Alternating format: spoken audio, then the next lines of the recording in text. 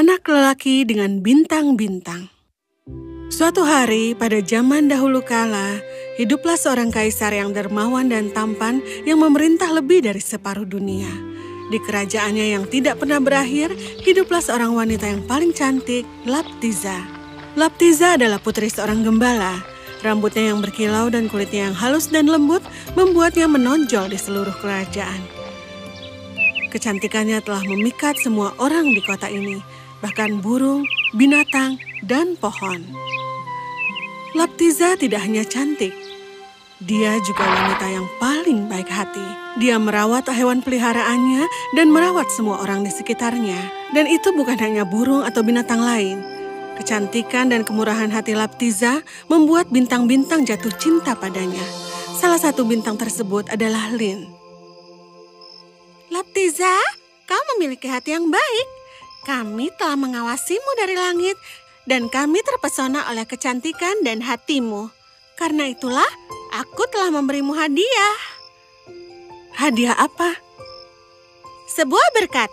Pada bulan ke-6 pernikahanmu, kau akan diberkati dengan anak laki-laki kembar. Mereka akan menjadi anak laki-laki dengan bintang-bintang. Anak laki-laki dengan bintang-bintang? Iya, dengan bintang yang cerah di dahi masing-masing. Mereka akan selalu ada untuk melindungimu. Bintang mereka akan menjadi baju besi mereka. Tidak ada yang akan bisa menyakiti mereka. Mereka akan menjadi anak laki-laki paling tampan dan bijaksana di negeri ini.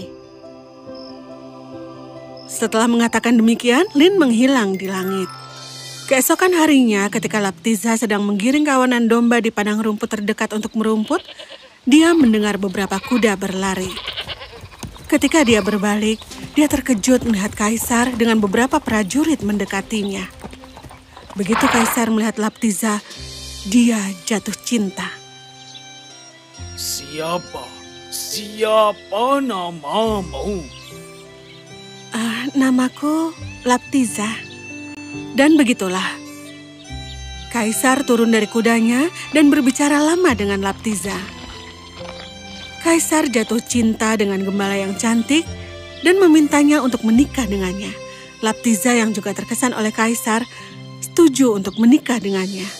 Tapi itu tidak akan mudah. Kaisar memiliki punggawa yang tidak jujur yang bernama Murik. Murik ingin putrinya yang menjadi ratu. Kaisar tidak menyadari niatnya, sangat mempercayainya.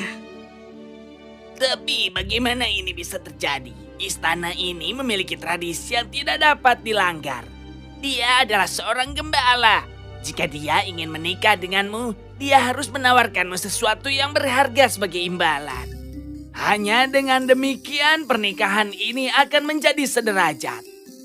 Tetapi dia adalah putri seorang gembala. Tidak adil mengharapkan sesuatu yang berharga darinya. Tradisi adalah tradisi, kaisarku.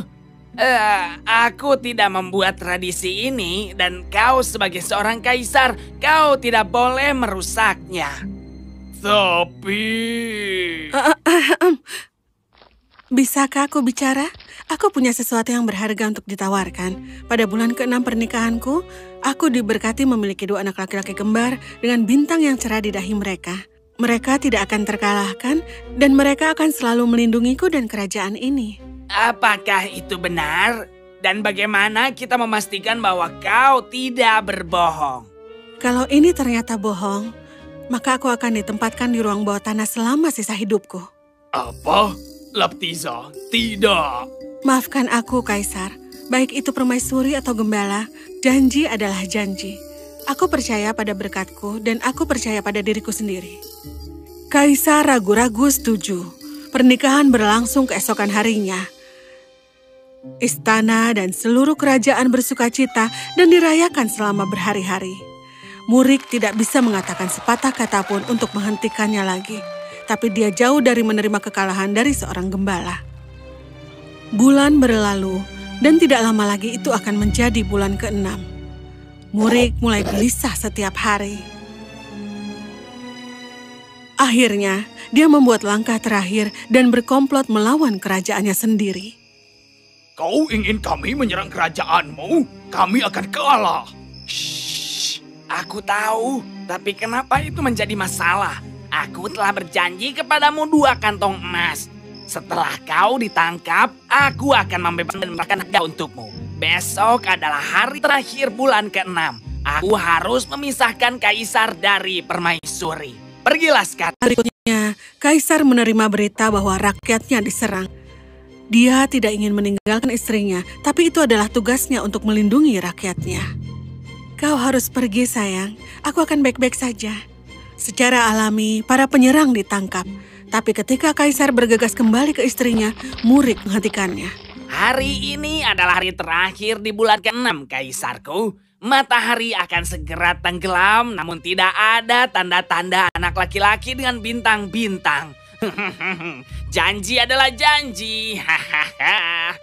Aku tak peduli. Dia tidak akan pergi ke bawah tanah. Aku mengerti. Permaisuri dapat mengambil kembali janjinya, aku rasa. Tidak, aku tidak akan. Ini komplotan melawan kerajaan ini. Tapi sampai kebenarannya tidak keluar, seperti jika aku harus tinggal di bawah tanah. Kerajaan itu kaget. Semua orang bingung pada pergantian peristiwa yang tiba-tiba. Semuanya, kecuali Murik. Malam itu, dia menyelinap keluar dari istana dan berjalan menuju laut.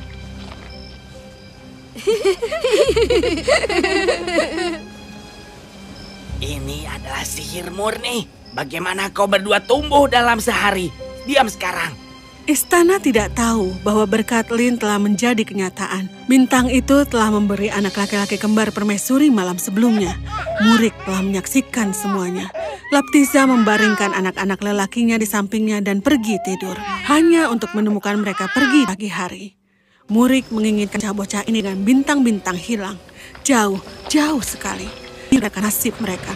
Dia menyimpan kedua bayi kapal dan tanpa ampun mendorong perahu itu ke lautan luas. Sekarang putriku akan menjadi permaisuri dan aku akan memerintah setengah dunia. Aku tidak akan membiarkan orang gembah dan anak laki-lakinya bintang-bintang merusak rencanaku. Perahu itu terombang-ambing selama berjam-jam sebelum terperangkap badai. Ombaknya kuat dan ganas. Ombak itu mengguncang perahu dengan keras, tapi anak-anak itu tertawa dan menikmati perjalanan itu. Kemudian datanglah ombak besar dan mendorong perahu dalam air yang marah. Tenggelam. Kedua anak dengan tubah menjadi 2 ikan kecil. Mereka merekam dengan gembira dan berenang melintasi badai. Kembali ke istana. Aku mengerti kesedihanmu, kaisarku. Tetapi rakyatmu memandangmu dengan harapan dan impian. Kau harus memikirkan mereka. Kau harus menikah lagi. Murik, aku tidak akan menikah lagi. Hanya untuk rakyatmu, Kaisar. Mereka bukan orang yang berbohong kepadamu. Mengapa mereka dibiarkan tanpa ratu? Aku tidak tahu. Jika aku boleh, Kaisarku, kenapa kau tidak menikahi putriku? Dia tahu segalanya dan dia akan mengerti rasa sakitmu. Lakukan apa yang kau inginkan, Murik. Aku tidak peduli. Tanpa menunggu waktu lama, Murik membuat semua pengaturan. Pernikahan itu akan berlangsung pada minggu yang sama. Beberapa hari berlalu dan para nelayan menemukan 2 ikan mengkilap di jaring mereka. Mari kita serahkan kepada Kaisar. Ya, dia akan menikah hari ini. Ini akan menjadi hadiah terbaik. Tidak, tunggu. Jangan bunuh kami. Ikan-ikan ini dapat berbicara? Iya, kami bukan ikan biasa. Tolong jangan bunuh kami. Lalu, apa yang kami lakukan kepadamu? Besar dan dengan embun segar. Setelah kita berenang di dalamnya, jaga kami tetap di rumput dan biarkan kami mengering. Para nelayan lakukan apa yang diminta. Lagi pula mereka bicara tentang ikan. Setelah berenang, ikan-ikan itu diletakkan di rumput untuk dikeringkan. Setelah mereka benar kering, ikan-ikan itu berubah menjadi anak laki-laki. Mereka berdua tampan dan bintang-bintang cerah di dahi mereka. Siapa? Ini adalah Pangeran. Kami adalah Kaisar dan Ratu Laptiza kalian. Oh, aku tahu ratu kita tidak pernah berbohong.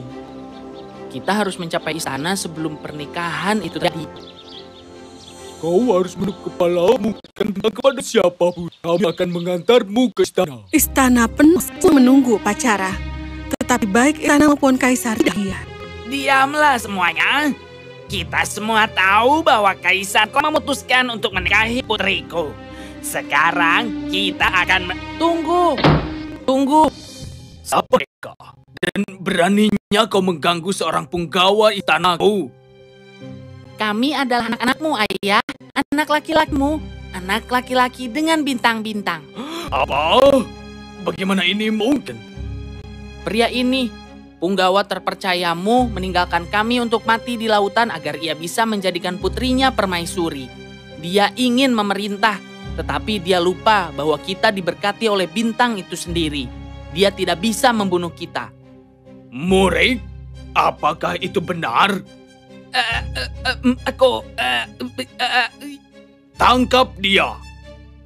Oh, anak-anakku, anak laki-lakiku. Kaisar segera memanggil Laptiza dan membebaskannya dari ruang bawah tanah. Dia memeluk anak laki-lakinya. Lin, bintang itu benar.